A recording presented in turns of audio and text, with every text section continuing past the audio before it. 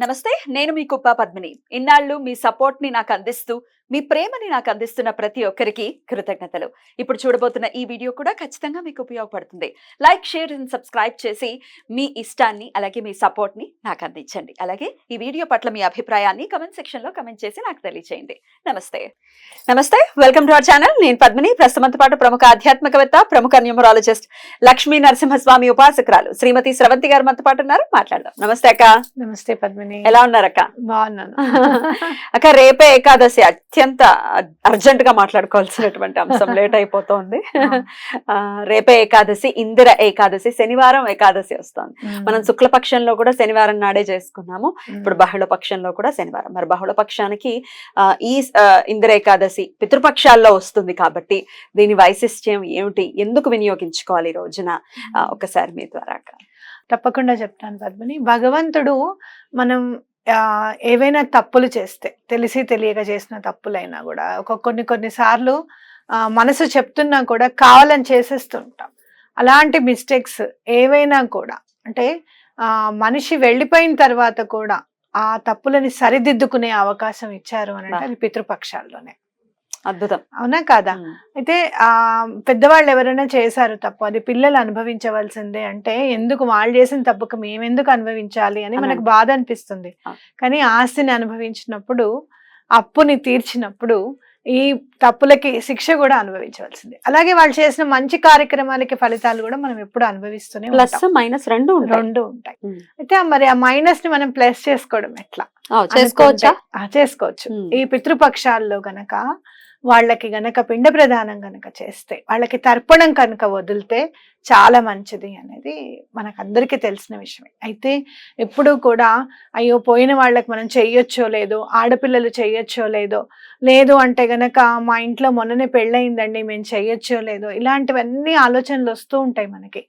ఎప్పుడైనా సరే అలాంటి ఆలోచనలన్నీ పక్కకు పెట్టి చేయడానికి వీలు ఎక్కడ ఉంది అనేది మనం తప్పకుండా చూసుకోవాలి. ఇప్పుడు మా తల్లిదండ్రులకి, మా అమ్మకి, మా నాన్నకి, మేము ఇద్దరం ఆడపిల్లలమే, మగ పిల్లలు లేరు. కానీ ఎప్పుడు కూడా మిస్ అవ్వలేదు. మేము తప్పకుండా చేస్తూనే ఉంటాను నేను. అయితే మనం పిఠాపురంలో ఎప్పటి నుంచి అయితే మనం చేయడం మొదలు పెట్టామో అప్పటి నుంచి నాకు లైఫ్ లో చాలా చేంజెస్ కనపడ్డాయి అనమాట. కాబట్టి ఎక్కడైనా కూడా క్షేత్రాల్లో గనక చేస్తే చాలా మంచిది.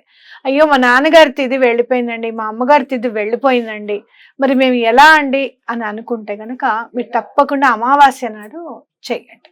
అయితే మరి ఏకాదశి, ఈ ఏకాదశి పేరు ఇందిరా ఏకాదశి. ఇందిరా ఏకాదశి పేరు ఎంత బాగుందో. అంటే ఏంటి, ఇందిరా అని అంటే లక్ష్మి అమ్మవారే కదా.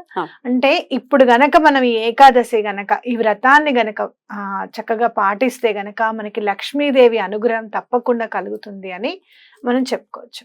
అయితే పితృపక్షాల్లో వచ్చిన ఏకాదశి కాబట్టి తప్పకుండా పితృదేవతలకు మేము చేస్తాము అనే వాగ్దానం చేసుకొని మీరు చేయండి. ఏం చేసినా కూడా, ఒకవేళ ఇప్పుడు ఆల్రెడీ చేసేసారు, మీరు తిథులన్నీ అయిపోయిన తర్వాత ఇప్పుడు ఏకాదశి చేస్తున్నారు, ఈ పుణ్యం వాళ్ళకి మేము సమర్పిస్తున్నాము అని చెప్పి చక్కగా దండం పెట్టుకోండి. ఆ రోజు తర్పణం వదలండి. ఓకేనా? మనం ఆ పూజ అంతా చేసుకున్నప్పుడు చేసిన ఫలితం అంతా కూడా దైవానికి సమర్పిస్తున్నాం అని చెప్పి నీళ్ళు వదులుతాం.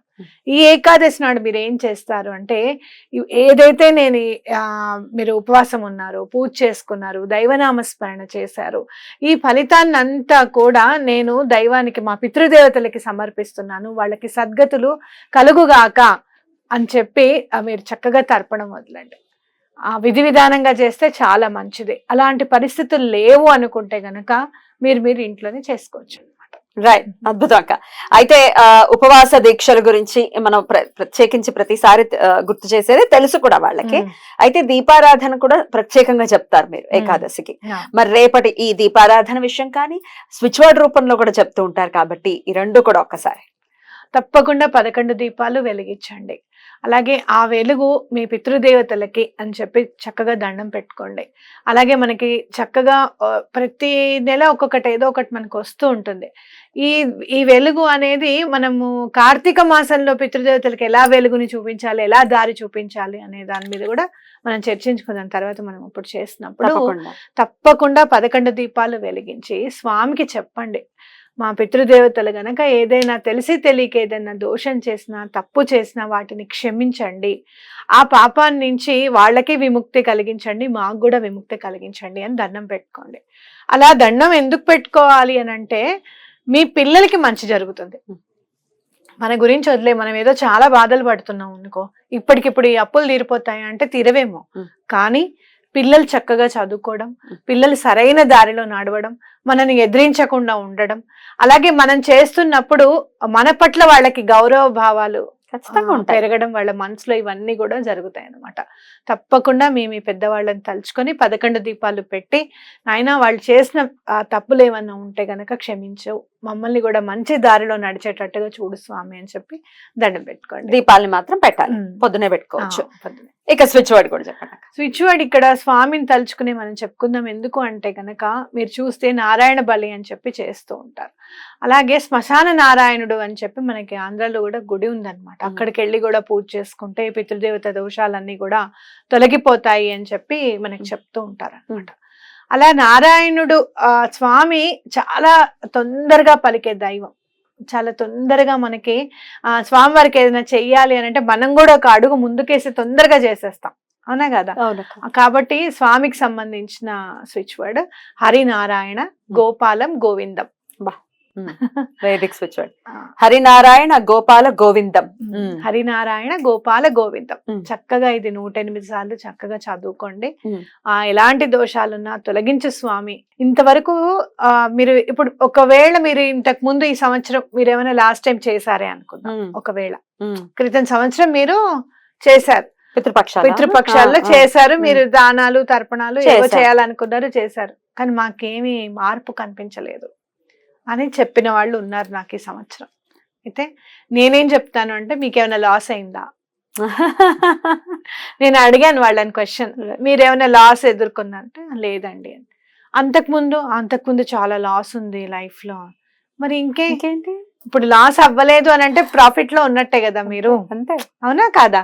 కాబట్టి అలా ఎంతో కొంత, ఇప్పుడు మీకు ఏదైనా ఒక పెన్ను దొరకలేదు, గబుక్కున ఈ స్విచ్ వర్డ్ చదివినంతతో పెన్ దొరికింది అనుకోండి, మంచిదేగా, మీరు ఇంకో పెన్ను కొనుక్కోకుండా పెన్ దొరికింది కదా అని అనుకోవాలంటే చిన్నగా పాజిటివ్ గా ఏదైనా జరిగినా కూడా దాన్ని గుర్తించగలగాలి. దాన్ని గుర్తిస్తే ఎక్కువ ఎక్స్పెక్టేషన్స్ ఉంటే కూడా గుర్తించలేమక్క. ఓవర్ ఎక్స్పెక్టేషన్స్ ఉన్న ఫిల్మ్స్ అటర్ ఫ్లాప్ అయినట్టు గుర్తించలేము. నీ దానిలో నువ్వు చెప్పావు అనమాట, సినిమాల వైపు మళ్ళీ గుర్తించలేం చిన్న చిన్నవి. మీరు చాలా చక్కగా అన్నిటిలో కూడా పాజిటివిటీని వెతుకుతూ ఉంటారు. ఇప్పుడు ఈ రెమెడీ చేస్తే ఇది జరిగింది, గుర్తించగలగాలి కదా. ఎట్లా మరి దాన్ని ఎట్లా అవలంబించవచ్చు? ఇప్పుడు మీరు ఈ పితృపక్షాలు రేపు ఏకాదశి మీరు చేయండి ఒకసారి. చేసిన తర్వాత వచ్చే 2-3 నెలల్లో కొంచెం ఏదైనా దోషాలు ఉంటే తొలగిపోవాలి అనే దాని మీద కాన్సన్ట్రేట్ చేసి భగవన్నామ స్మరణం ఏమాత్రం చిన్నగా, మీరు డబ్బులు ఎక్కువ పెట్టుబడి పెట్టకండి, అర్థమైందా? చిన్నగా మీరే చేసుకుంటూ వెళ్ళండి. మనం ఎన్నో వేదిక్ స్విచ్ వర్డ్స్ చెప్పాము, డివైన్ మ్యాజిక్ బిగిన్ నౌ చెప్పాము, ఇలాంటివి చేసుకుంటూ వెళ్ళండి. ఒక 2-3 నెలల్లో మీకు ఎంతో కొంత మార్పు తప్పకుండా కనపడుతుంది. ఎందుకు అనంటే భగవంతుడు ఏమన్నా ఆలోచిస్తాడేమో మీకు ఇవ్వడానికి, కానీ మీ పితృదేవతలు అక్కడి చర్రే మనం పోయిన తర్వాత అయినా కూడా మనని ఎంత చక్కగా తలుచుకుంటున్నారు, వీళ్ళకి ఆశీర్వాదం అందాలి అని చెప్పి తప్పకుండా మిమ్మల్ని ఆశీర్వదిస్తారు ఆ లోకం నుంచి. బ్యూటిఫుల్. నమ్మకం ప్రధానం, డెఫినెట్ గా నమ్ముదాము, చేసుకుందాం. మంచి పవర్ఫుల్ డే అని చెప్పుకోవచ్చు ఈ ఇందిర ఏకాదశి. ఇక పారణ నెక్స్ట్ డే ఎప్పుడు తినచ్చక్క? మీరు పారణ చేసేటప్పుడు కూడా 8:30కి పారణ చేయాలి. చేసినప్పుడు కూడా మీరు ఇదంతా మామూలుగా మీరు ఏం ఆలోచించకుండా దైవనామ స్మరణలోనే గడపండి ఏకాదశి అంతా కూడా. ద్వాదశి నాడు తర్పణం వదలండి, చేసిన పుణ్యం అంతా వాళ్ళకి తర్పణం ద్వాదశి నాడు చెప్పి. రేపు ఎలాగో శూన్య తిథి వస్తుంది, అపరాహ్న కాలంలో లేవి తిథులు రెండు కూడా, అందుకని ద్వాదశి నాడు వదిలితే హ్యాపీ. ద్వాదశి నాడు వదలండి. అంటే ఇప్పుడు చూడండి, నాకు శూన్యతిథి అన్న అది అసలు నిజంగా చెప్పాలంటే నువ్వు చెప్పిన తర్వాతనే చూడడం జరిగింది. అంటే ఏకాదశి రేపు ఉంది, మనం ఇందిరా ఏకాదశి ఇలా చేసుకోవాలి అలా చేసుకోవాలి అని చెప్పి. అయితే భగవంతుడు ఏదైనా చెయ్యాలి, ఏదైనా మంచి చేయించాలి అన్నప్పుడు ఎంత చక్కగా డిజైన్ చేస్తాడో చూడండి. ఆయనే ఈ వీడియోని అది ఆయన చెప్పిందనే మనం అనుకోవాలన్నమాట. కాబట్టి మీరు పారెన్ నాడు ఏం చేస్తారు అని అంటే, గుడికి వెళ్ళి తప్పకుండా మీరు ఏదన్నా కొంచెం పళ్ళో ఏవో ఒకటి దానం చేసి భగవంతుడి కాస్త పూలు సమర్పించి, మీ చెట్టు పువ్వులే పోనీ సమర్పించి, అలాగే పళ్ళు, అరటి పళ్ళు అలాంటివి కొని తప్పకుండా ఇవ్వండి. అలాగే బ్రాహ్మడికి గనక మీరు స్వయం పాకం ఇస్తే చాలా మంచిది. స్వయం పాకం ఇచ్చేటప్పుడు తప్పకుండా బియ్యము, పెసరపప్పు, అంత చింతపండు ఇవి ఇవ్వాలన్నమాట. కూరలు ఏమైనా ఇవ్వాలి అనుకుంటే గనక బంగాళదుంప, అలాగే వంకాయ అవి కాకుండా కొంచెం దొండకాయలు కానివ్వండి, కాకరకాయ పెడితే చాలా మంచిది. 600 రకాలు చేసిన ఫలితం కాకరకాయ చేసుకుని వారి అనుగ్రహాన్ని పరిపూర్ణంగా పొందాలని మన వాళ్ళని మనస్ఫూర్తిగా కోరుకుంటూ చాలా అద్భుతంగా వివరించారక్క. ఇక నెక్స్ట్ ఎపిసోడ్ అమావాస్య గురించి మాట్లాడుకోవాలి, దాని గురించి మాట్లాడుకుందాం తప్పకుండా. థ్యాంక్ యూ అక్క. నమస్తే. నమస్తే.